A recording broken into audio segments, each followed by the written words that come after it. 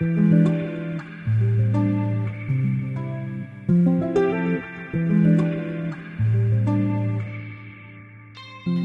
dans Sacrée Sexualité, le podcast où on parle de sexualité, mais pas comme à la télé. Je m'appelle Livia Quero, je suis écrivaine, je suis coach en sexualité et je suis aussi très fan de comédie romantique. Et tu vois, dans les comédies romantiques, le sexe c'est toujours automatique, fluide, génial et parfait. Et ça ressemble pas trop à la réalité. On ne nous montre pas tous les moments maladroits, compliqués, qui sont durs à naviguer. Et on ne nous montre pas non plus toute la dimension magique, sacrée de la sexualité qui va bien au-delà de mélanger les corps. Eh bien, tu sais quoi, dans ce podcast, c'est exactement ce qu'on va faire. On va parler des choses qui sont un peu compliquées, un peu difficiles et dont personne ne parle jamais. Et en même temps, on va parler de la dimension spirituelle, énergétique de la sexualité qui en fait un outil qui te permet de te reconnecter à qui tu es et qui impacte tous les aspects de ta vie. Je suis très heureuse de t'accueillir dans ce podcast et je te dis à tout de suite pour l'épisode du jour. Hello, bienvenue dans ce nouvel épisode. Je suis trop heureuse de vous retrouver. J'ai l'impression que ça fait longtemps. Ok, ça fait peut-être 2 semaines. Les 2 dernières semaines ont été, je dirais plutôt des semaines de pause, mais en même temps assez intenses parce qu'il y avait pas mal de jours fériés. Donc qui dit jour férié dit notre fille à la maison, donc assez rock'n'roll. Et j'ai aussi fêté mon anniversaire. J'ai fait 2 célébrations. La première c'était avec ma famille, on a passé une journée ensemble, c'était super. J'allais faire du shopping avec mes frères, j'ai dîné avec toute ma famille, c'était trop bon. Et j'ai fait une journée avec les copines dans une villa magnifique avec piscine. On a juste mangé toute la journée, bu des cocktails, papoté dans la piscine, c'était génial. Et le reste du temps, c'était rock'n'roll à la maison. Et là, je reviens dans mes journées à peu près normales et j'avais envie de partager avec vous une réflexion que j'ai eue en journalant ce matin. Aussi, avant même que je rentre dedans, je vais vous rappeler que la retraite Diva Immersion que j'organise a lieu dans maintenant 2 semaines. 2 semaines et demie. Mais les inscriptions ferment le 14 juin. Donc si jamais ça vous intéresse de nous rejoindre, je vous invite à cliquer sur le lien qui est dans les notes. Vous pouvez aussi réserver un appel avec moi pour en parler. Il reste 3 places. Et vraiment, je sens que ces 3 places doivent être prises parce que je visualise le groupe depuis le début et j'ai trop hâte. Je vais vous en parler un petit peu tout à l'heure, mais l'histoire que je vais vous raconter, c'est aussi lié à ça. En fait, la retraite Diva Immersion, comment elle se présente et comment elle émerge de ce qui me vient des clientes qui sont déjà inscrites, c'est que elle a un angle très particulier. On va associer énergie sexuelle et énergie créative, mais plus particulièrement expression sexuelle et expression créative.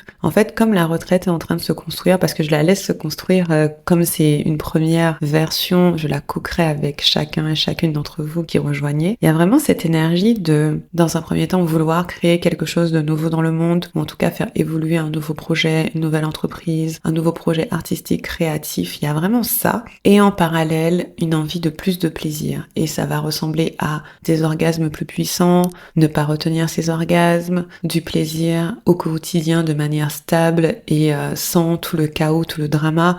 Enfin, j'ai vraiment ces 2 pans qui viennent à chaque fois. Et du coup, si vous sentez que ce sont des enjeux pour vous, l'idée de créer un nouveau projet, qu'il soit entrepreneurial, artistique ou autre, et l'idée d'avoir plus de plaisir, plus d'orgasme, de façon plus fréquente, récurrente, stable et puissante dans votre vie, alors la retraite est pour vous. Ça va être un espace qui est dédié à vous, à votre plaisir, à votre corps, à votre bien-être, dans un lieu magnifique. On va avoir ma chef privée qui vous fait les repas. J'ai sollicité mon frère qui sera votre chauffeur et mon chéri aussi, chauffeur privé. Voilà, c'est vraiment une expérience 5 étoiles et j'ai trop hâte de vous accueillir et de vous chouchouter. Maintenant pour le sujet du jour. En fait, quand j'écrivais ce matin, j'ai visualisé l'une d'entre vous et franchement, je pense que beaucoup de mes clientes et futures clientes vont se reconnaître là-dedans. On va appeler cette personne Emma. Je sais pas, j'aime bien ce prénom, Emma. Et si tu écoutes et que tu t'appelles Emma, désolée si ça correspond pas trop à où t'en es, mais on va dire une Emma. Et donc Emma, c'est une personne qui est très occupée, qui a un job plutôt à responsabilité. Peut-être qu'elle est avocate, peut-être qu'elle est médecin, peut-être qu'elle est prof. En tout cas, c'est quelque chose qui lui prend beaucoup d'espace mental. Dedans, elle a des responsabilités où elle prend soin des gens et on attend beaucoup d'elle. Et ses journées sont bien chargées. Emma, c'est une maman solo de 2 enfants dont elle s'occupe. Voilà, c'est important pour elle de vraiment être une excellente maman, à la fois parce que c'est important pour elle personnellement, mais à la fois parce qu'elle ressent quelque part le poids de la société, le poids de son ex, le poids du regard de la famille, où voilà, c'est important qu'elle gère bien sur tous les fronts. Et donc, elle a 2 pans de sa vie qui sont très présents. Elle a le boulot et elle a le fait d'être maman. Et là où il manque un truc à Emma, mais elle s'en rend à peine compte, c'est qu'elle n'a pas d'espace personnel pour elle. Tout ce qu'elle a, c'est des relations avec les autres, mais qui sont empreintes de beaucoup de responsabilités et de lourdeur, quelque part, dans le sens où elle veut vraiment bien faire. Mais c'est comme si sa vie était débordante. Il n'y avait aucun espace, c'était une grosse pile de Lego, tout collés les uns aux autres, avec aucun espace pour respirer. Après, Emma, voilà, quand même, elle va faire des choses sympas, elle va aller voir ses copines de temps en temps, elle va regarder une petite série sur Netflix, se servir un petit verre de vin quand les enfants sont couchés. Elle va quand même faire des choses qui la divertissent. Mais il y a une relation qu'elle n'a pas développée, c'est la relation avec elle-même. Et là, même quand je dis ça, je sens que Emma, elle a du mal avec ça. Parce que pour elle, c'est pas trop important. C'est limite pas tellement nécessaire. Parce que pourquoi faire? Si elle performe et agit comme il faut sur tous les pans de sa vie, pourquoi elle prendrait du temps pour nouer une relation avec elle? À quoi ça sert? C'est quoi l'intérêt? Pour elle, une relation avec elle, c'est essayer au minimum de pas se surmener, se détendre un petit peu. Voilà, elle a un petit vibro, de temps en temps elle se masturbe comme ça vite fait, mais elle se dit que ça suffit. Et le truc, c'est que Emma a quand même une petite étincelle à l'intérieur d'elle, et il y a une chose qui veut émerger mais qui n'a pas d'espace. En fait, c'est vraiment comme si c'était une flamme qui voulait s'étendre, mais il n'y a pas d'oxygène autour. Et donc elle a tendance à rester toute petite. Elle n'est pas éteinte, mais elle a tendance à rester toute petite. Et Emma sent que quelque part, elle pourrait lui donner de la place. Et cette flamme, ça ressemble pour elle à un projet créatif. Parce qu'une chose que Emma a toujours aimé faire, c'était peindre. Elle a toujours aimé peindre, elle a toujours aimé dessiner. Quand elle était plus jeune, quand elle était petite, elle adorait. Quand elle était étudiante, elle s'amusait entre les cours à faire des petits sketchs comme ça. C'est un truc qui est très naturel pour elle. Mais ça n'a pas d'intérêt dans sa vie, dans le sens où, selon elle, ça n'apporterait rien à tout ce qu'elle a construit. Et elle se dit peut-être un jour, quand les enfants seront grands, quand les choses seront différentes, quand elle sera un peu moins dans le rush, mais sa petite flamme d'artiste, elle est là, et elle est juste quasiment étouffée. Et il y a aussi un endroit où elle sent qu'il pourrait y avoir un peu plus d'espace, c'est la relation qu'elle a avec son corps. Parce que, même si elle sort son petit vibro de temps en temps, elle est pas trop en lien avec son corps, elle le regarde pas beaucoup, elle fait un petit peu de sport, mais c'est vraiment pour se maintenir. Elle se sent pas particulièrement sexy, elle s'habille de façon assez fonctionnelle, c'est-à-dire qu'elle s'habille comme elle doit s'habiller pour faire ce qu'elle a à faire, mais elle va pas sortir les belles robes, les bijoux, parce que, encore une fois, pour Emma, ce n'est pas utile. Emma, c'est quelqu'un d'efficace, vous voyez. Et il y a une part d'elle qui se dit, mais ce serait trop bien d'apprendre à toucher mon corps, danser, être dans une certaine sensualité. Mais dès que la petite idée de faire ça lui vient, c'est pas pour elle. Elle se dit, franchement, c'est pas pour moi. Ça, c'est pour les gens qui ont le temps, les gens qui ont que ça à faire. Ok. Elle visualise un peu les gens un peu hippies, là, avec des longues robes et beaucoup de bijoux qui ont le temps de se caresser dans leur chambre et tout. Elle a pas le temps de faire ça. Emma, c'est pas ça. Et donc, Emma, elle continue comme ça, avec sa routine, et elle sent que, voilà, ça se cale, elle kiffe. Des fois, elle est un petit peu surmenée, mais quand même, elle gère. Voilà. Elle tient sa baraque, en fait. Mais le problème, c'est que malgré le fait qu'elle cadre tout et qu'elle contrôle tout, ces petites flammes s'éteignent pas. Sa petite flamme d'artiste ne s'éteint pas. Sa petite flamme de, voilà, qui veut découvrir son corps et de sensualité, sa petite flamme sensuelle ne s'éteint pas. Et ça commence à l'agacer. Elle se dit, non, mais c'est bon. Mais bon. Un jour, elle est en train de se balader entre 2 rendez-vous et elle se dit, bon, peut-être que je peux faire quelque chose. C'est la première fois qu'elle s'autorise à ne serait-ce que l'envisager. Mais tout de suite, il y a un truc qui s'enclenche en elle. Il y a un truc qui vient dans son cerveau direct. C'est que si je donne la place à mon art, ma peinture, et qu'en plus je donne de la place à une certaine sensualité, je vais forcément devenir quelqu'un d'autre et tout ce que j'ai construit va s'effondrer. C'est ce que Emma se dit. Elle se dit que là, elle mène sa baraque tellement bien,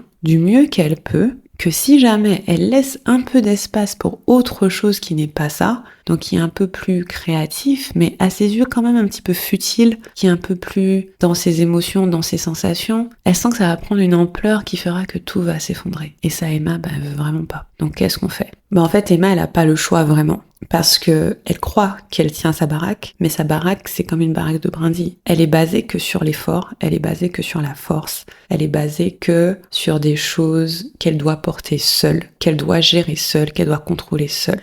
Et donc, c'est quoi le chemin de sortie pour Emma? Premièrement, c'est laisser cette place à cette petite étincelle de créativité et de désir sensuel, charnel, de plaisir en fait. Donc laisser un petit peu de place à ce qui n'est pas utile et à ce qui n'est pas fonctionnel, mais à ce qui est un petit peu magique. Donc c'est pas forcément donner toute la place, mais laisser un petit peu de place. Et ensuite, et là c'est un domaine où Emma elle a un petit peu plus de mal, parce que c'est pas très cartésien, c'est réaliser qu'elle est soutenue par autre chose que ses deux bras. C'est réaliser qu'elle est soutenue par autre chose que juste ses épaules à elle et qu'elle peut compter sur des forces qui sont plus grandes qu'elle. Pour elle, c'est très abstrait, mais elle sent qu'il y a eu des moments qui étaient très difficiles et pourtant elle a réussi à les naviguer. Du coup, la voie pour Emma, c'est à la fois ça, c'est laisser un petit peu plus de place pour l'étincelle de magie, qu'elle soit créative ou physique, corporelle, et réaliser qu'elle est soutenue. Et pour ça, Emma peut compter sur des choses auxquelles elle croit déjà. Peut-être son intuition, peut-être Dieu, si elle est croyante, peut-être la force de la nature. La nature ne fait pas d'efforts. Donc quand Emma regarde la nature, elle se dit c'est vrai que la fleur ne force pas pour pousser, juste elle pousse. Le papillon ne force pas pour voler, juste il vole. Ça ne leur coûte rien. Il y a un ordre des choses qui soutient. Donc Emma commence à comprendre ça. Peut-être qu'elle croit en les gens qui l'aiment, en sa lignée, sa famille. C'est vrai qu'elle a été soutenue. Quand elle faisait ses études, quand elle était ado, il y avait des moments difficiles, mais il y avait quand même du soutien. Et donc c'est ça qui va permettre à Emma de doucement ouvrir la voie vers quelque chose de différent, sans avoir peur que tout s'effondre. Et donc tout ce que Emma doit faire maintenant, c'est prendre la décision. C'est pas grand chose, hein, mais c'est quand même très puissant. C'est prendre la décision qu'elle va laisser la place à autre chose que l'effort, le contrôle, la planification, et qu'elle va laisser la place à la magie, l'intangible, mais aussi quelque chose de très tangible en lien avec son corps. Et une fois que Emma choisit de faire ça, alors elle voit que des choses commencent à se mettre en place, des opportunités commencent à venir à elle, et son esprit commence à s'ouvrir sur comment sa vie en fait peut se réorganiser autour de la magie qu'elle-même aimait. Emma aimait de la magie, j'aime bien. Et donc elle réalise qu'en fait la vie qu'elle a construite, qui était un gros bloc assez rigide, peut être en fait assez fluide et assez organique, un petit peu comme l'eau. Et au final, ça fait qu'elle a beaucoup moins à porter puisque les choses s'enchaînent d'elles-mêmes, les choses se soutiennent entre elles et elle commence à avoir une vie qui est beaucoup plus légère sans forcément perdre ce qui est important pour elle, c'est-à-dire prendre soin de sa famille et être très bonne à son travail, en fait, ça compte pour elle. Et voilà, j'avais juste envie de vous raconter l'histoire d'Emma parce que l'histoire d'Emma est venue dans mon carnet ce matin. Et vous reconnaissez peut-être dans Emma, et donc le message était pour vous, même si ça fait peur de laisser de la place à quelque chose de nouveau, de différent, d'intangible, ça ne va pas détruire votre vie. Au contraire, ça va apporter du soutien à votre vie de façon à ce qu'elle soit moins lourde et qu'elle soit moins rigide et qu'elle soit moins prévisible aussi. Ça apporte des surprises et la plupart du temps très bonnes. Du coup, j'en reviens à ma retraite, Diva Immersion. Elle est très appropriée pour quelqu'un comme Emma,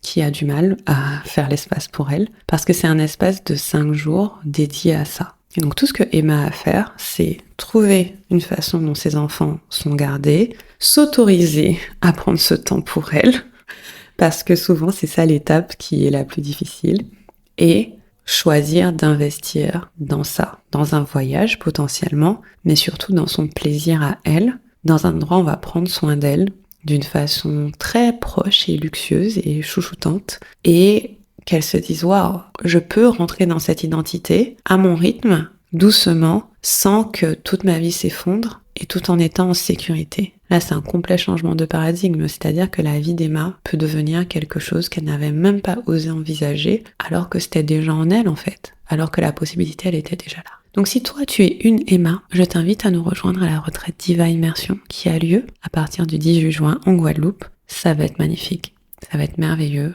On va avoir un mélange de pratique, de temps ensemble, de soutien individuel aussi, parce qu'il y a des appels individuels qui sont associés. On va même aller se balader. Donc si jamais tu n'es jamais venu en Guadeloupe, tu auras l'occasion de visiter un peu. Et surtout pour moi, c'est un espace de soupape où tu peux vraiment laisser s'exprimer ta créativité, ta sensualité, ton plaisir, ta sexualité.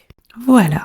Toutes les infos sont dans les notes de cet épisode et j'ai très hâte de t'y retrouver. À bientôt!